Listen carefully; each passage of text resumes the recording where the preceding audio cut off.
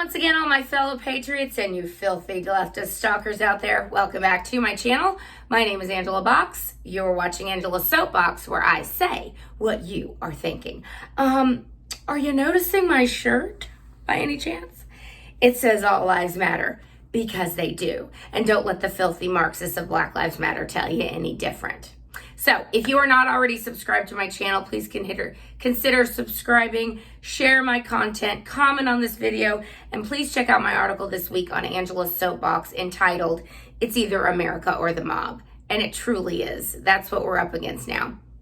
Every week, I like to give a plastic straw, dedicate a sea turtle killing plastic straw to a filthy leftist, or someone who is the artist formerly known as a Republican. And this week, it goes once again to our governor, Greg Abbott, and Sylvester Turner, our filthy leftist mayor. We'll get into that in a minute as to why. But my whole setup is getting ready to fall over. A few months ago, when Governor Abbott decided to let his inner tyrant out, let his freak flag, inner tyrant flag fly, and decided to go against all common sense and science, which says masks don't work, and a piece of paper or a bandana or whatever you're putting on your face is not going to stop a virus molecule or particle that is 0.1 micrograms in size. Ever since Governor Abbott decided to cave and listen to whatever stupid millennial is whispering in his ear and demanding a mask ordinance and mask mandates in the entire state of Texas, which, I mean, when he did that, I was like, well, you're dead to me. So thanks, but no thanks. Anyway, I made a few masks, and my original masks were fake news and, where's that other one? Propaganda, which are all oldies but goodies, I must say. And I whipped them out quite a bit. I had to make new ones because they were so filthy, but I've made a few new ones. Obey, always a good one. Placebo, yeah, wear that one everywhere. And I'm going, what? I don't understand. It makes you feel better, but it does nothing. And tyranny, which is what we were living through. And Governor Abbott gets the straw again because he's decided to let his inner tyrant fly, as I mentioned. This week he came out again with some more recommendations for Texas businesses, and everyone's waiting with bated breath every time the governor speaks now, and I think he likes that. He likes being in charge of all of this because, remember, he's one of only 3 governors in the entire country that has this kind of unilateral control over emergency situations. Most states, their legislatures get to have some say, but not in Texas. So basically, we've become California. The left's greatest wish is coming true. Governor Abbott came out and said that bars are still closed and you still must wear a mask, but guess what? We're going to reopen restaurants and other facilities to 75%. Now, riddle me this, Batman. Why are bars still closed? Why is it that a restaurant with a bar is perfectly fine, but a bar is not? A bar that doesn't have the ability to, do a $100,000 kitchen job so they can have food to serve. So then they'll be able to have their business open again. I mean, look, the fact that we're dealing with a Republican here is, it's just shameful. The fact that Governor Abbott is ignoring actual science, ignoring the fact that no study has shown a mask has worked. In fact, it's just the opposite. Ignoring the fact that just because cases are rising, what we need to be looking at is hospitalization rates and death rates, which he finally said, I think that's what we should look at. Oh, you think, Governor Abbott? Thanks a lot. After you've basically had 30% of all restaurants in Texas being shuttered because of your ridiculous mandates. Thanks a lot, Governor.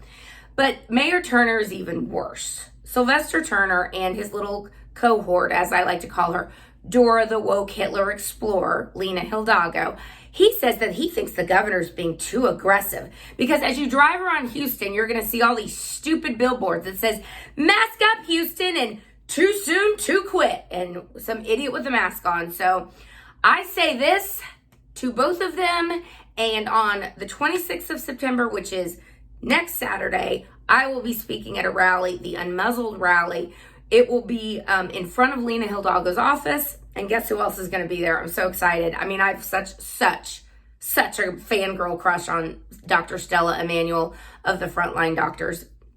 she of Let Me Test Your Urine. She will be there. And I'm so excited to be able to speak, hopefully right before Dr. Emmanuel goes on. So please show up in mass without your mask on and tell the tyrants to stick it. It is for our bar owners, and it's also for normal Texans just to get together and, again, collectively say this to our mayor, our Harris County judge, and ultimately to Greg Abbott, because if it wasn't for Greg Abbott, we wouldn't have to wear masks. But because of Greg Abbott, we all do. So thanks a lot, Governor.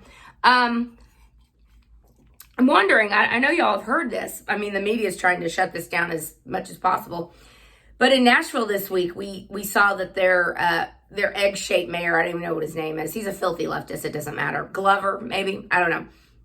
The mayor and the powers that be in the city government were caught basically letting the cat out of the bag, saying, yeah, coronavirus isn't that serious. Yeah, oh, we don't have the high numbers we thought we were going to have, but you know what? Let's keep everything shut down anyway. And Nashville is pissed because they derive so much of their business from tourism and obviously nightlife. And, you know, again, it's like Walmart's fine, Target's fine, Home Depot's fine, Lowe's is fine, CVS is fine, H-E-B is fine, Kroger's fine, a big chain restaurant, as long as you wear your stupid mask, is fine. But a bar and small businesses, no, we have to torment you. We want to keep you as shut down as humanly possible. But Nashville is busted, and I wonder if our governor and the mayor of Houston have similar emails. I wonder if perhaps some intrepid reporter would like to do a FOIA request on that and see what really are the numbers, because from the beginning, this thing has been a scam. I'm not saying that the virus is a scam. I'm not saying that at all. It's real. I know people are dying from it, but people are dying from it who have many comorbidities and elderly with comorbidities. Those are the primary people who are dying from it. If you are under 65, under 70, your chances of dying from this thing are like minuscule, 0.001 or something like that, especially if you don't have comorbidities. If you have comorbidities, if you are in that population, obviously, we need to protect those people, and those people need to take care of themselves better and do the necessary precautions for themselves. But to shut down the entire world for that is, it's criminal. And this week, Attorney General Bill Barr laid down the Gauntlet, which I was so happy to see. He had a speech at Hillsdale College, which is a great college, freedom-loving college, liberty. Doesn't take a penny from the state, by the way, so they get to teach whatever they want. But Attorney General Barr said that except for slavery, which was a different kind of restraint, as he called it, these lockdowns imposed by our governments, and mostly blue state governments, and mostly blue cities, deep blue cities, to affect the outcome of the election, which we know that's all it is. He said that this is the biggest infringement on civil liberties since slavery, which again, he said is a different kind of restraint. But the left went bonkers on him. They also went bonkers when he said we need to have a uniform system of justice. You know, a one-tier justice system, not justice for Democrats and media Democrats and leftists and then everyone else, but actually a uniform code of justice that applies to everyone equally, including Hillary Clinton and Barack Obama. Just saying. So Bill Barr was tarred and feathered over that, but he's like, I don't care. The law is on his side and righteousness is on his side. And I cannot wait. I cannot wait until some hammers start to drop. And hopefully that will happen soon. But we know that this whole coronavirus thing is only about the election. The propaganda about it has been the biggest scam this country has ever lived through. And Jill Biden, Joe Biden's wife, let her cat out of the bag on Twitter. And Twitter decided to keep her tweet up and not censor her, like they censor President Trump and every other conservative. But her tweet actually said, if you want to get rid of coronavirus, you better vote. Basically saying, if you vote for us, we'll make it all go away. All this strife will go away. So they're extorting the American people to try and get people to vote for them. But it's so amazing, isn't it? I mean, I guess the virus is so woke that the virus will know that on November 4th, if Joe Biden wins, that it's okay to stop. It's okay to stop with the lockdowns and the mask ordinances and the bars shut down and the schools shut down and it'll all be over. the coronavirus will be eradicated on November 4th. I mean, look, I've said from the beginning, virus or election, we're dealing with very sick people who want power at any means possible. We're talking about people who support the thugs and the animal Marxists of Black Lives Matter and Antifa, who say nothing when police officers are almost shot to death in Compton, who celebrate their almost murder in front of the hospital emergency room. And not one Democrat has come out to condemn these animals and this violence. Not one has said, hey, you might want to stop it. Nancy Pelosi finally had to roll her frumpy ass out in front of the House of Representatives and say, hey guys, could you stop rioting? Please, could you stop? But it was with no enthusiasm. It was with no intensity. It was just like, yeah, we should probably stop. Too little, too late, heifer. Too little, too late, Democrats. You own this violence. You own Black Lives Matter. You own the NFL tanking because of Black Lives Matter. And this is the deal. Americans are so sick and tired. Not only are we sick and tired of being controlled by governments who think they know better than local businesses and individuals in order to control their own. Again, pro-choice when it comes to abortion, not pro-choice when it comes to a mask or controlling your own life. But Democrats, the thing that normal America finds so disgusting about the Black Lives Matter movement and about this social justice warrior nonsense is because of the false dichotomy it presents. So they say, well, Black Lives Matter. Do you not agree with that? Racist, racist, racist. And so most people are like, well, yeah, of course I support that. Of course Black Lives Matter.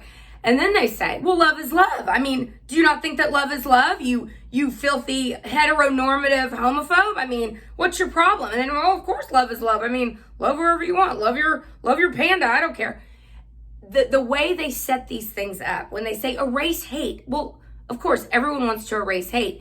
But the underlying subconscious messaging is, if you don't support every single thing that we tell you to support, if you don't support the dismantling of Western civilization, if you don't support the dismantling of American culture, if you don't support the idea that we need to have critical race theory, which is completely racist, being taught in federal governments and schools, and the 1619 Project being shoehorned into public school education, which is a complete rewriting of American history. If you don't support all of that, then you are a racist, and you are not an ally of the social justice warriors and the social justice movement. So most people have been completely cowed into submission, and it's going to be very interesting to see in November how many of those people really are cowed into submission and how many are just faking it. And I pray to God, I pray to the God I know exists, and I pray to the God that I know loves this country and wants this country to be successful. Yes, I think God is choosing the side of America and American exceptionalism. And he doesn't want this constant division, constant drive by the left to keep pushing and pushing and pushing their destructive narratives that destroys the nuclear family, God, Christianity, Judeo-Christian values, and again, Western civilization and America is founded. God doesn't want that. God is on the side of good. So if you're on the side of good, I suggest that you, silently, I'm not silent. I mean, I don't want anyone to be silent, but I understand that people have to have jobs and make money, and most organizations now are completely woke and insane. And if I was still in the education field, they would have gotten rid of me right quick around this time, because I would have been like, no, I'm not teaching that. I'm not teaching this filthy Marxist, racist rhetoric to second graders. It's not happening, so you can fire me. But anyway, I just hope that on November 3rd, there is such a turnout in this country, the likes of which the filthy media and the filthy Democrats and the filthy leftists have never seen. So big that people will wait in line for hours if necessary to vote. That's what I'm going to do. If I usually early vote, but this year I feel like it's my duty to stand in line as long as it takes. And we're going to see, aren't we? We're going to see if the silent majority still exists or if it has been swallowed by the Marxist and progressive left. And I pray to God for the future of this country, because this is for all the marbles. I pray that there are still more of us than there are of them. So that is it for this week. And I like to say every week that it is your duty, it is your sacred honor to get out and torment a leftist. I like sacred honor, that doesn't make a lot of sense. I'm trying to find a different way to describe that. So if you have any ideas, leave a comment below. If I say your sacred duty to torment a leftist, what other little catchphrase could I add to that to really make it a zinger? But it's your duty to torment leftists. It's your duty to tell the truth, because the truth doesn't change. The facts are what they are. And the left is trying to destroy this country, and that is a fact. The left is using a virus to torment and scare everyone into submission. That is a fact. And we better rise up and fight against all of it, or we won't have a country anymore. I'll see y'all next week. Bye.